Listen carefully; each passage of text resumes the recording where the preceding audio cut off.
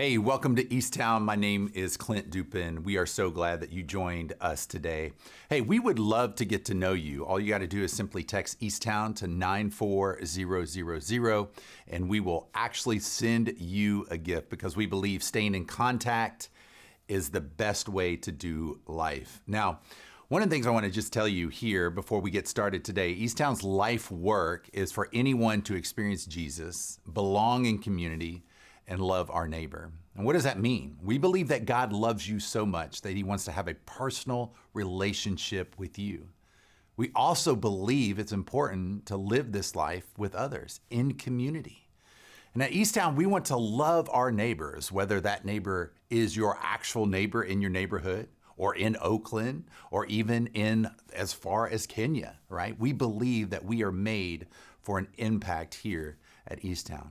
Now, if you are in the Bay Area, we would love for you to visit us in person. However, we know you might be more comfortable watching right where you are right now. And when you are ready, here's what you need to know. We meet in Iron Horse Middle School in San Ramon on Sunday mornings at 10 a.m. One of the things I always say to people, it is better when you are in the room, but we also know it takes some time for people to get there. Now, we hope you enjoy this message, and we hope that it encourages you to love yourself and others more. Enjoy.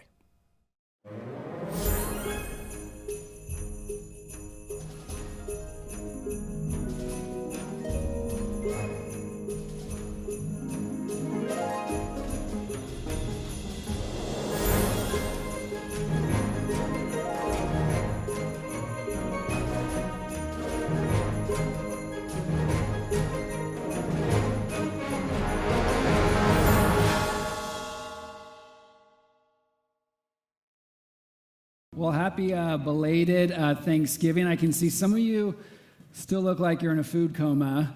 If we haven't met yet, my name is Matt, and if you're watching online, a special welcome to you. We're really glad you're here. As you may have already heard, we're in this brand new teaching series called An Unhurried Christmas. And as you know, this can be a really busy time of the year where it can go by really fast. And the whole point of this series is that we would slow down just a little bit to make sure we get like the real meaning of Christmas. Now, of course, this time of the year has all sorts of great traditions. I don't know if your family has a tradition.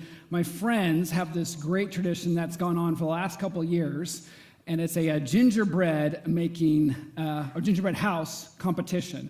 And don't go to the picture yet, but this isn't your typical like rinky-dink, like gingerbread competition that maybe you've been in before, okay? This is like the major leagues when it comes to gingerbread competitions. There's a trophy, and if you win that year, your name gets etched into the trophy, and you get to host the trophy for the whole entire year at your home. Of course, you have to bring it back for the next competition. And last year, I got second place, and this happened to me twice.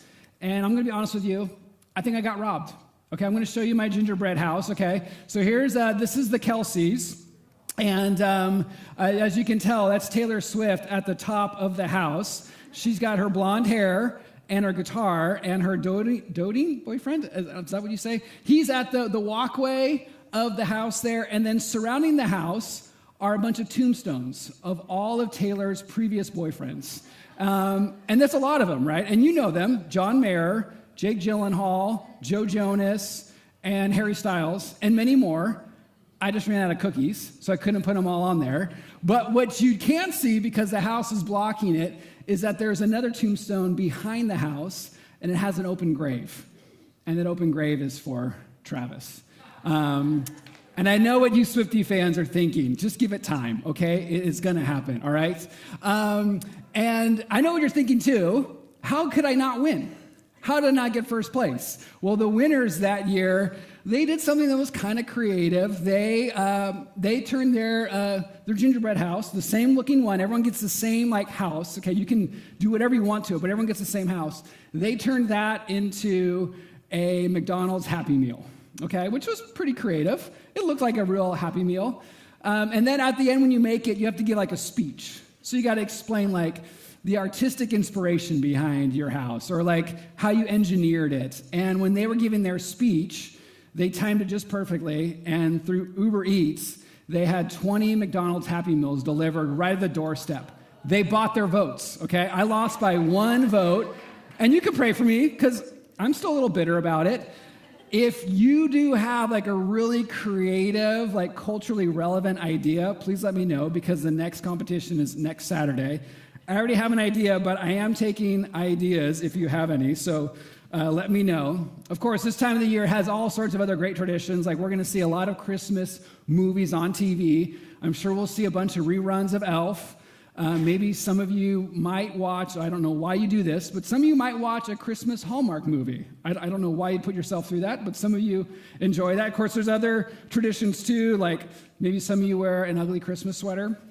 Maybe some of you go and you drive around looking at Christmas lights, or maybe you're frantically fighting for a parking spot at the mall with everyone else. Maybe it's just time with your family, and of course there's presents. But this time can go by really, really fast. And that, of course, all those things are not bad, but that's not the real meaning of Christmas. And it can go by really quick because we kind of fill our lives with a lot of stuff. Like, I don't know about you, but this can feel like a sprint. We're sprinting to get ready for Christmas. Christmas happens. Next thing you know, it's January 6th, and we have completely forgotten, and we've given up on all of our New Year's resolutions. We're like, we're done, right? It can be a very hurried time. And Advent has been set aside by the church. It actually started in the 4th century, where the church said, you know what, we want to make sure we prepare our hearts to get ready to celebrate and reflect on the significance of Jesus' birth. The word Advent comes from this Latin word called adventus, and it means coming or arrival.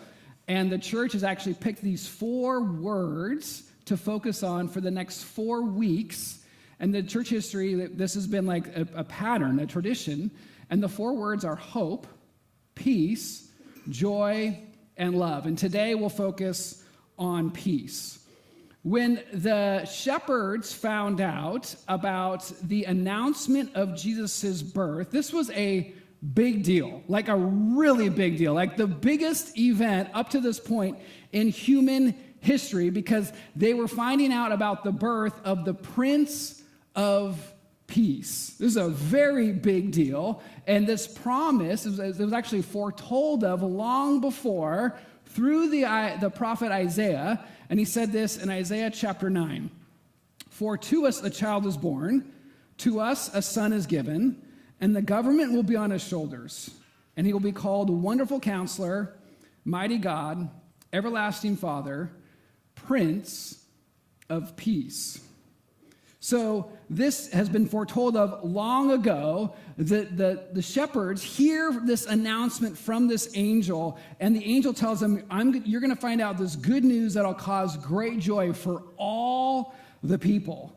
And I just love this about God, that God picks out this humble group of shepherds to find out about the birth of Jesus. He picks this lowly group of shepherds to be some of the first people on the planet to find out about this. Well, the angel then tells him this good news, and then here's what happens right after that. Suddenly, a great company of the heavenly hosts appeared with the angel, praising God and saying, "Glory to God in the highest heaven, and on earth peace to those on whom his favor rests." On earth, peace. I don't know about you, and maybe this is just me. Maybe I need to tap more into the Christmas Hallmark mood, but peace is not the word I tend to think about a lot during this time of year. And I love Christmas, okay? But it's just not the word I tend to think of a lot. The word, if I was going to be fully honest, fully transparent with you, that I think during this time of year is conflict. Now hang in there with me. I think you probably experience this a little bit more than maybe you initially think, but there's a lot of conflict we can experience this time of the year.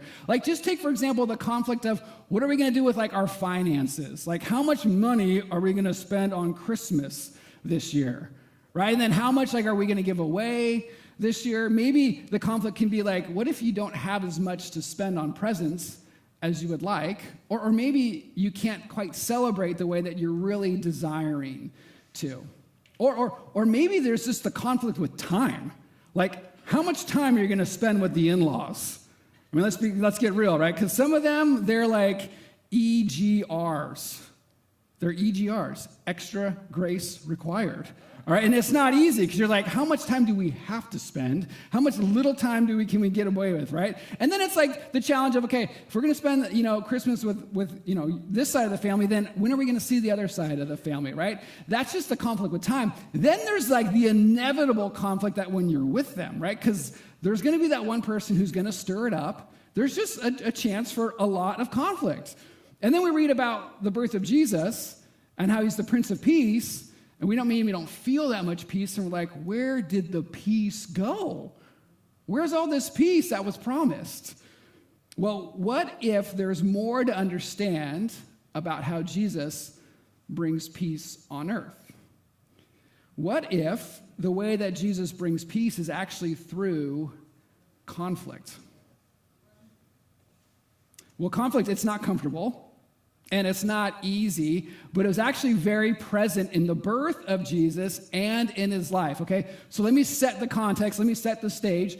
Jesus is born, and Mary and Joseph, his parents, take Jesus to the temple, which was very customary, okay? And they bring Jesus to the temple, and there's this devout, righteous man there named Simeon. And God told him he would not die until he saw the Messiah. So he sees Mary and Joseph come in with baby Jesus, and he sees Jesus, and he runs over, and he grabs the baby, and he has this moment where he's like, thank you, God, that your promise is true, that I have seen the salvation. I have seen your long-awaited son, the Messiah. He has this moment, thank you, God. I mean, talk about conflict. If this happened to you or I, if someone just randomly came and took our baby, we'd be like, Gandalf, get your hands off my baby, right? We'd be like, this is not okay, right? Well, Simeon, he doesn't stop there. He goes on to say this child is destined to cause the falling and the rising of many in Israel, and will be a sign that will be spoken against, so that the thoughts of many hearts will be revealed, and a sword will pierce your own soul too. I noticed Emerald has not done any Christmas songs that have these kind of words in them. And the reality is nobody really sings a lot of Christmas songs with these words in them, okay? That's just not what we typically do, because it doesn't fit that sweet and peace on earth theme that we like to think of during the Christmas season. But all that is still true. It's just not that simple. Because you know this, you've experienced it, where Jesus will comfort you, but he'll also challenge you, where he'll bring you peace, but he's also going to push you a little bit. It's like if you've seen anyone who has battled cancer. Oftentimes, in order to get better, they have to go through some painful things. Like if you've ever seen anyone who's gone through surgery when they're battling cancer, the tumor has to get removed. They have to be cut open and the tumor has to be taken out. Or they go through the painful process of chemotherapy where it just drains them. But that's the process you have to go through to get better. Or if you've gone through counseling, then sometimes it gets a little bit messier before it gets better. Because a good therapist will help you confront those painful memories or feelings that you had in the past. But it's not going to be easy. It's going to be hard work. It might actually get messier before it gets better. It's like there's certain things that'll feel worse before we actually feel the peace or before we feel better.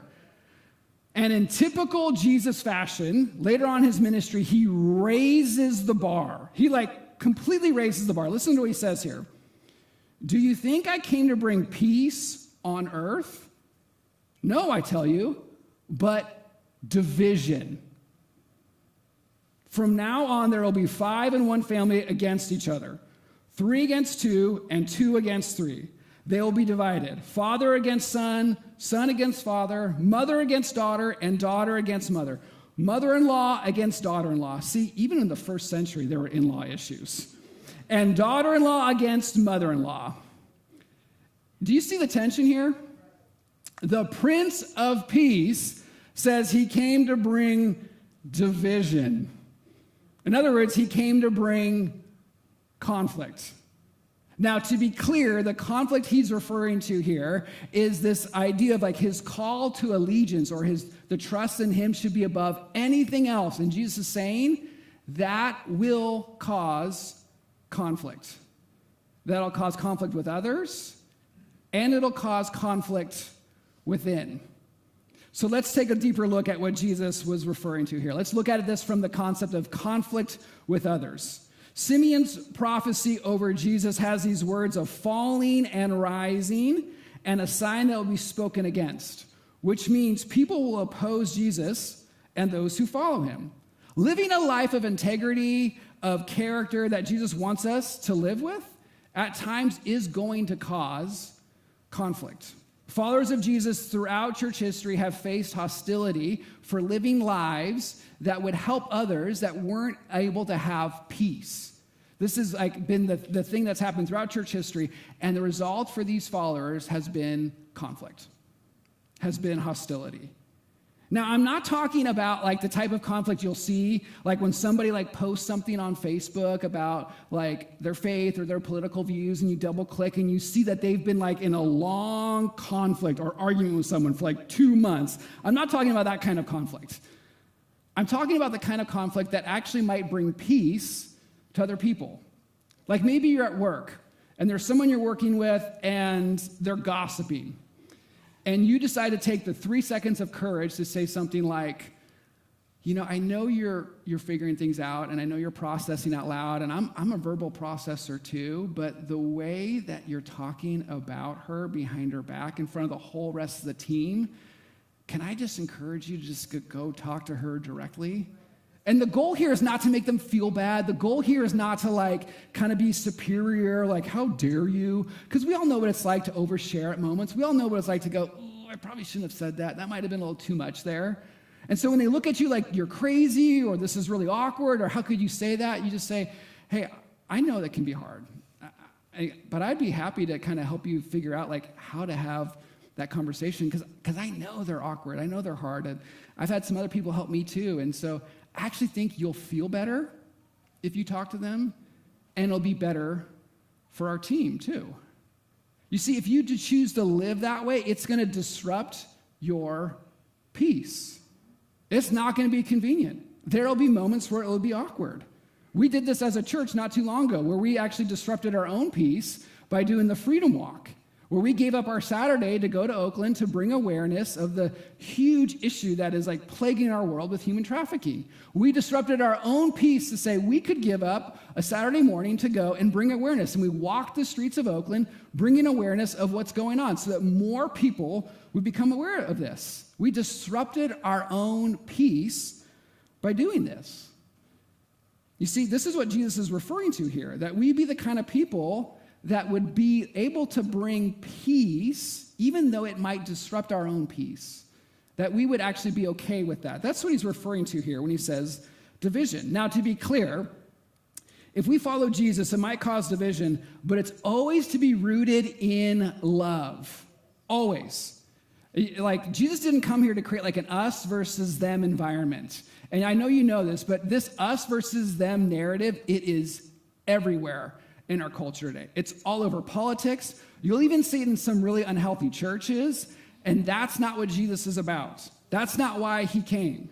Now, a life centered on Jesus, a life of generosity, a life of loving other people, it may cause conflict, but the goal is always peace on earth.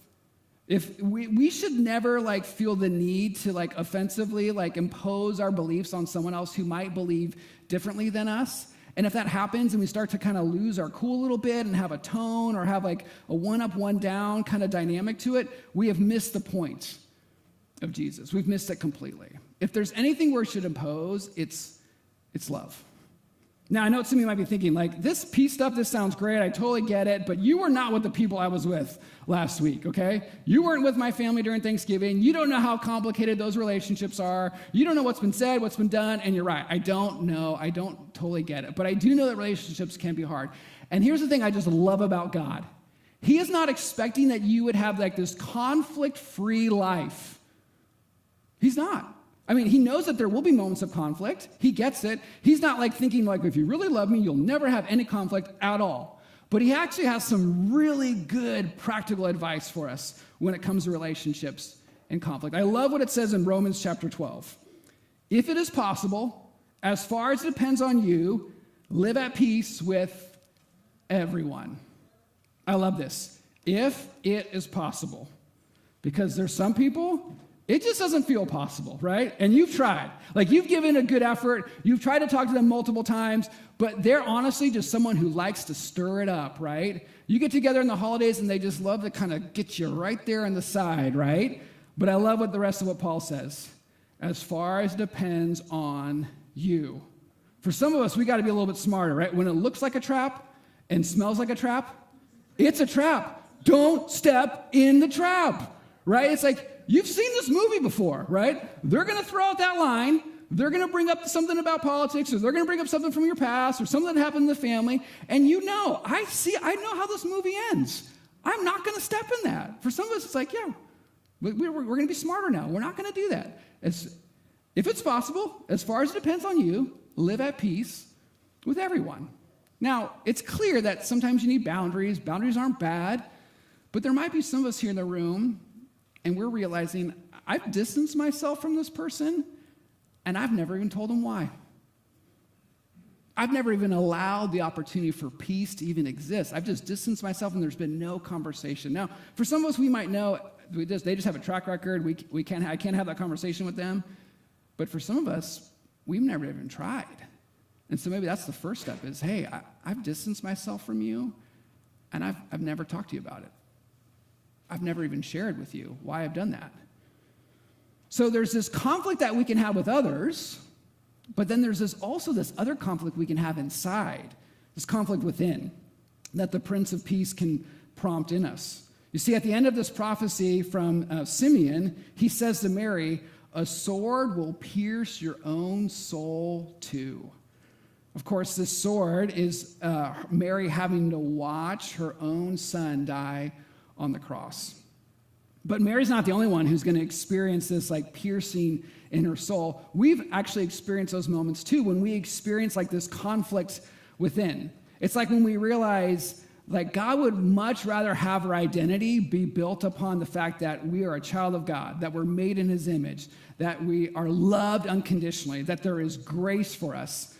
But a lot of us, if we're honest, we would say like, a lot of time my identity is built upon what I've achieved or what I've done or how others perceive me. And when those bump up against each other, we feel that conflict within. For some of us, the conflict within can be us realizing that the blessings that God promises to us might have nothing to do with the American dream that we fight so hard to achieve. For some of us, the conflict within could be just realizing, okay, I was wrong. Like I got in this big argument and they said A, but when they said A, I heard B, and I made that fight way worse. In fact, halfway through the fight, I realized that I made the mistake, but I dug my heels in and I let the fight keep going for several days. Instead, I didn't have the humility to go, oh, that was more about me. I made that about you, but that was really on my side of the property. And I need to own that. I need to say sorry about that. For some of us, what Jesus has to say here about relationships, it's like, it just hits home. I love what Jesus says here in Matthew chapter 7. He says, why do you look at the speck of sawdust in your brother's eye and pay no attention to the plank in your own? It's like Jesus saying, like, why are you so concerned about that little tiny speck in their eye when you got this huge plank that's like banking people like in the face? Like, why are you like that? You know, I'll be honest, sometimes I can be like this a little bit, where if somebody's tone is a little bit off, you know, like maybe you have one of these people in your life where they're a little tone deaf. You're like, you might need to get that checked out. Like, I think you're tone deaf. You know, like they say things with an edge or a bite. And as soon as that happens, I have a tendency to be like, I don't know if I need to hear anything you have to say. But the challenge for me is, even though they may not have delivered it well, it doesn't mean that what they said is not true. Or it doesn't mean that there's an element of truth to what they said. For some of us, the conflict within could be, I have distanced myself, and I know I haven't talked to that person yet, and I don't feel good about it. I have a tension inside of me. For others, it's just admitting like, I need to own my choices, my actions, and my words. And then for others of us, the tension, the conflict within could be, I don't know the answer. I don't know why this happened. I don't know why my life turned out this way. And God hasn't really seemed to make it clear to me. And there's this conflict. There's this tension inside of us. And I believe all this conflict, it's really important. It's really important. All this external and internal conflict is important for us to wrestle with it, for us to get to a place of like real peace, because that's who Jesus is, and that's what he brings, if we're willing to enter into it. My prayer is this would be an unhurried Christmas for you, that you would embrace the conflict that leads to peace as you follow the Prince of Peace. That we would be a kind of people that would be okay with our own personal peace to be interrupted so that we could bring peace on earth. So my question for you is, what conflict do you need to embrace to bring peace? Maybe it's a conflict with others. Maybe there's a relationship that you know, like, okay, this is the person I know I need to talk to. I need to apologize to them, or I need to have a conversation about what happened. Maybe for some of us, it's realizing I don't like it when my peace gets disrupted, and I just do whatever I can to protect my peace. And I even actually kind of box God out of it sometimes. I'm like, no, you don't get to disrupt my peace. Maybe for some of us, it's recognizing a pattern, that we have a pattern in us that we've observed in ourselves for a long time, and we just need to say, okay, God, like, I'm opening myself up for you to do that good work in me, because this pattern's been going on for a while. And maybe for some of us, it's taking that step to say, I know the next step that needs to happen this week.